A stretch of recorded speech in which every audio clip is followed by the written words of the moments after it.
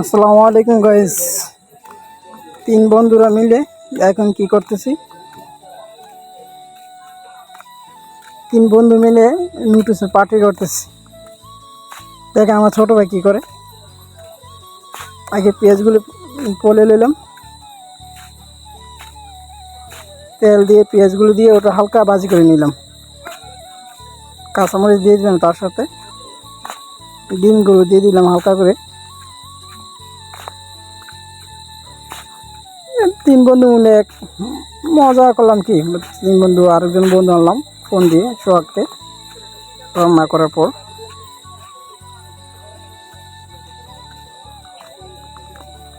দেখেন আমার ছোট ভাই ইমন কি সুন্দর করে রান্না করতেছে।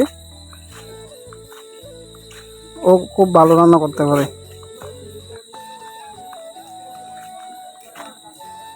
শসা আর গাজরগুলো দিয়ে দিলাম, তারপর এগুলোর উপরে নুডলসগুলো ভেঙে দিয়ে দিলাম।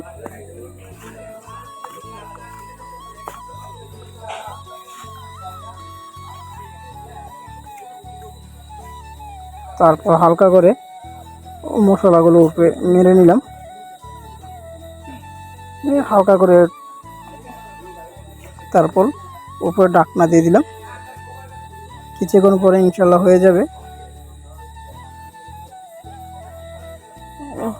ধনিয়া পাতাগুলো উপরে ছিটিয়ে দিলাম। 1-1.5 মিনিট পরে ইনশাল্লাহ হয়ে গেছে। দেখেন কি সুন্দর নুডলস হয়ে গেছে, মাশাআল্লাহ। অনেক অনেক সুন্দর নুডলস হয়েছে, অনেক অনেক সুন্দর। দেখেন আমার ছোট ভাই কি গরমগুলো কীভাবে খায়।